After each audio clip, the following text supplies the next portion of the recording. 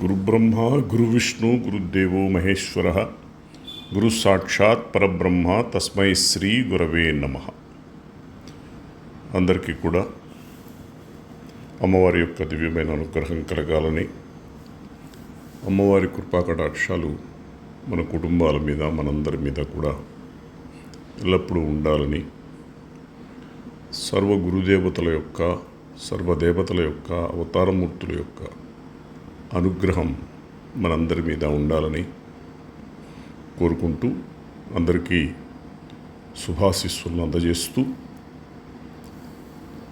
రాబోయేటువంటి వారాహి నవరాత్రుల గురించి సంక్షిప్తంగా మీకు తెలియజేద్దామని అనుకుంటూ,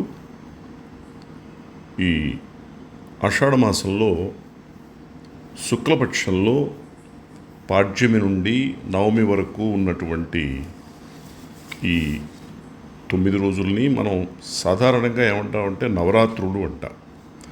అలాగే ఇక్కడ కూడా మనం ఈ జూలై 6 నుంచి జూలై 15 వరకు కూడా పాడ్యమి నుండి నవమి వరకు కూడా మనం వారాహి నవరాత్రులు అంటాం. అంటే ఆషాఢ మాసంలో ఎక్కువగా మనం వారాహి అమ్మవారిని ఆరాధిస్తూ ఉంటాం. అందరం కూడా లలితా సహస్రనామాలు చదువుతూ ఉంటాం కాబట్టి దాంట్లో మనకు చెప్తూ ఉంటారు, ఈ అమ్మవారు ఎవరంటే లలితా అమ్మవారి యొక్క సైన్యాధిపతి. ఈమె భూమికి సంబంధించినటువంటి దేవత కూడా, కుజగ్రహానికి సంబంధించినటువంటి. ఇక్కడ ఈ అమ్మవారిలో విశేషం ఏంటంటే, సాత్వికమైనటువంటి దేవతగా మనకు కొంత కనిపించినప్పటికీ కూడా ఈవిడ చాలా తీవ్రమైన దేవత. కాశీలో మనం గమనిస్తూ ఉంటాం. కాశీ వెళ్తే మనం అందరం కూడా ఈ అమ్మవారిని చూస్తూ ఉంటాం. వారాహి అమ్మవారి దర్శనం కోసం వెళ్తాం. తెల్లవారుజామున వెళ్ళి అమ్మవారిని దర్శనం చేసుకుంటూ వస్తాం. అలాగే ఆవిడ్ని డైరెక్ట్గా మనల్ని చూడనివ్వరు. ఆ పైన ఉన్నటువంటి ఒక రంధ్రం నుంచి అమ్మవారి యొక్క పాదాలు, అమ్మవారి యొక్క ముఖం మనం చూస్తూ ఉంటాం. చాలా సంవత్సరాలుగా ఉన్నటువంటి విషయం ఇది. ఎందుకంటే రాత్రిపూట అమ్మవారు కాపలా కాస్తూ ఉంటుంది, వారణాసిని రక్షిస్తూ ఉంటుంది.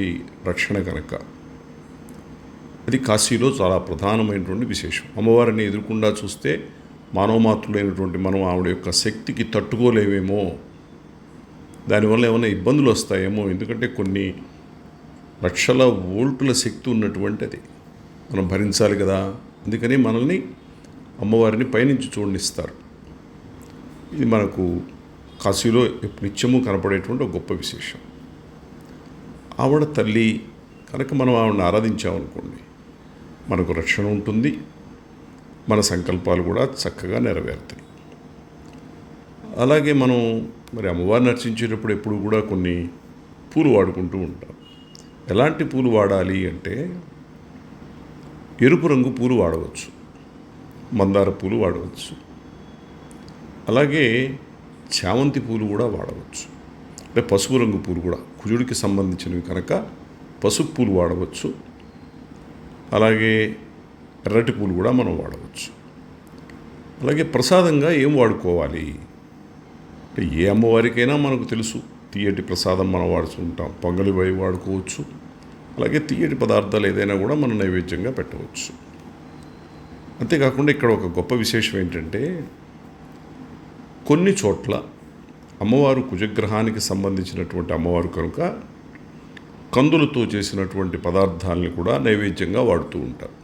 అంటే ఏం చేస్తారంటే, కందులతో కందిపప్పు పుసుకొని పప్పు తయారు చేసి అన్నంలో కలిపి అలాగ చక్క మంచి నెయ్యి వేసి దాన్ని అమ్మవారికి నివేదనం చేసి ఆ ప్రాంతాల్లో వచ్చినటువంటి భక్తులకు కూడా మనం ముద్దపప్పు అన్నం అంటాను చూసారా, అలాగుంటుంది. అది చాలా బాగుంటుంది. చక్కగా అది కందిపప్పుని వేయించి చేసి పెడతారు నైవేద్యంగా. కొన్ని చోట్ల అది ఆచారంగా ఉంది. అలాగే ఇంకా కొన్ని చోట్ల మనం సంప్రదాయాలు చూసినట్లయితే బీట్రూట్తో హల్వా తయారు చేసి, క్యారెట్తో కూడా హల్వా తయారు చేసి అమ్మవారికి నైవేద్యంగా పెడుతూ ఉంటారు. ఒక్కొక్క చోట ఒక్కొక్క సంప్రదాయాన్ని ఫాలో అవుతుంటారు. ఏదైనా శాస్త్రమే. అమ్మవారు భూమికి సంబంధించింది కనుక భూమి లోపల పండేటువంటి కొన్ని తీసుకొని వాటిని వాడు నైవేద్యంగా వాడుతూ ఉంటారు. ఇంకా ఏమైనా అలా ఉన్నట్లయితే కొన్ని చోట్ల ఆ సంప్రదాయం కూడా ఉంది. కొన్ని చోట్ల బంగాళదుంపలు అట్లాంటివి భూమి లోపల పెరిగేటువంటి వాటిని కూడా అమ్మవారికి నైవేద్యంగా పెడుతూ ఉంటారు. అలాగే ఈ అమ్మవారిని మనం ఆరాధిస్తే ఏమిటి? ఆపదలు నివారించబడతాయి, వాక్సిద్ధి కలుగుతుంది, రోగ బాధలు పోతాయి, గ్రహ బాధలు తగ్గుతాయి. అలాగే ఏదైనా ఉపద్రవాలు వచ్చేట్టున్నట్టయితే అమ్మవారు మనల్ని రక్షిస్తుంది కనుక ఆ ఉపద్రవాలు నివారించబడతాయి. అలాగే ఇక్కడ అమ్మవారి యొక్క స్వరూపాలు చాలా ఉన్నాయి కనుక అందులో కొన్ని స్వరూపాలకి ఆకర్షణ శక్తులు వస్తాయి. అలాగే గౌరవ సత్కారాలు కూడా కలుగుతూ ఉంటాయి. అంటే ఈ ఒక్కొక్క అమ్మవారికి స్వరూపానికి ఒక్కొక్క రకమైనటువంటి మనకు ఫలితాలు కనపడుతూ ఉంటాయి. అమ్మవారి స్వరూపాలు ఎన్నో ఉన్నాయి, కానీ మనకు కొంతమంది గురువులు, అవతారమూర్తులు, వేద పండితులు, మంత్రశాస్త్ర గ్రంథాలు, అలాగే అమ్మవారిని ఆరాధించినటువంటి సాధకులు ద్వారా నా అనుభవంలో నేను తెలుసుకున్నటువంటి కొన్ని స్వరూపాలను మీకు వివరిస్తాను. ఇంకా ఎన్నో ఉండవచ్చు, మనకు తెలియనివి ఇంకా ఎన్నో ఉండవచ్చు. మనకు తెలిసింది చాలా తక్కువ, ఇంకా తెలుసుకోవాల్సింది చాలా ఉంటాయి. ఇక్కడ ఏంటంటే ముందుగా మనం ఈ వారాహి అమ్మవారిని అర్చించేటప్పుడు వారాహి గణపతి, ఈయన్నే మనం భూగణపతి అంటాం. ఆయన్ని ఒక మాలన్నా చేసుకొని మనం ఈ అమ్మవారి స్వరూపాలని ఏదైనా ఒక స్వరూపాన్ని తీసుకొని చేసుకోవచ్చు. 9 రోజులు కూడా అదే స్వరూపాన్ని అర్చించుకోవచ్చు. మనకు నచ్చినటువంటి మంత్రాన్ని తీసుకొని గురువుల అనుగ్రహంతో మనం చేయవచ్చు. అయినా మీ అందరికీ తెలియజేయడానికి కొన్ని స్వరూపాలు మీకు చెప్తాను. ఆది వారాహి, అలాగే దండిని వారాహి, బృహద్వారాహి, ఉన్మత్త వారాహి, స్వప్న వారాహి, ధూమ్రవారాహి, వజ్రవారాహి, శ్వేతవారాహి, కిరాతవారాహి, మహావారాహి, ప్రచండ వారాహి, ధనవర్షిణీ వారాహి, స్వర్ణవారాహి, లక్ష్మీవారాహి, ఉచ్చిష్టవారాహి, సహస్రవారాహి, ఉచ్చిష్ట ఉన్మాదవారాహి, గుహ్యవారాహి, వరసిద్ధివారాహి, వస్యవారాహి, సుందరవారాహి, పాతాళవారాహి. ఇంతకుముందు మనం అనుకున్నాం కాశీలో ఉన్నటువంటి వారాహి అమ్మవారిని పాతాళ వారాహి అంటారు.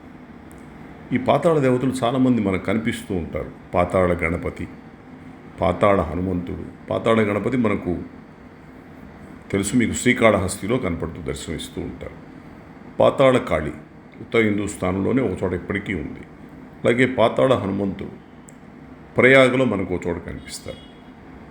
శకట వారాహి, వ్రణవారాహి, హనుమత్ వారాహి, నాగవారాహి, ఐశ్వర్య వారాహి, ఇలా ఇంకా ఎన్నో వారాహి అమ్మవారి స్వరూపాలు ఉన్నాయి.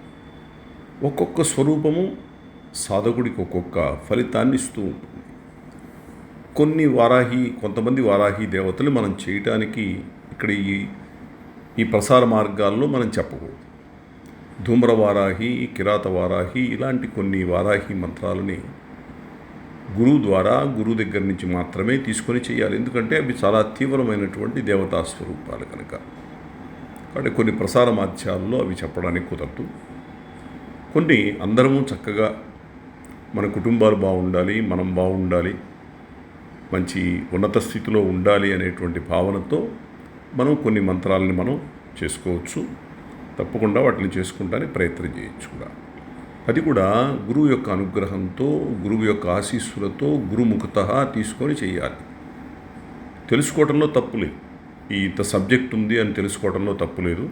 కానీ గురువు యొక్క అనుగ్రహంతో మాత్రమే మనం ఎల్లప్పుడూ చేయాలి. ఎందుకంటే మనకు దేవతను చూపించేటువంటి వ్యక్తి ఎవరంటే గురువే మనకు దేవతను చూపిస్తారు. తీవ్రమైనటువంటి దేవతలకి కొన్ని నియమాలతో చేయాలి, సొంతంగా మనం చేయకూడదు. ఎందుకంటే గురువు ఎప్పుడైతే అనుగ్రహించి చెప్పాడో, గురువు అనుగ్రహంతోనే మనకు దేవత అనుగ్రహం కలుగుతుంది. దేవత కోపం వస్తే కోపాన్ని పోగొట్టుకుంటానికి మనం ప్రయత్నం చేయొచ్చు, కానీ గురువు కోపం వస్తే మనం ఏం చేయలేము. అంతేకాకుండా గురు అనుగ్రహం వల్ల తొందరగా ఆ దేవత యొక్క మార్గం మనకు తేలిగ్గా ఉంటుంది. ఆ దేవత యొక్క ఆశీస్సులు మనం తొందరగా కూడా పొందగలుగుతాం.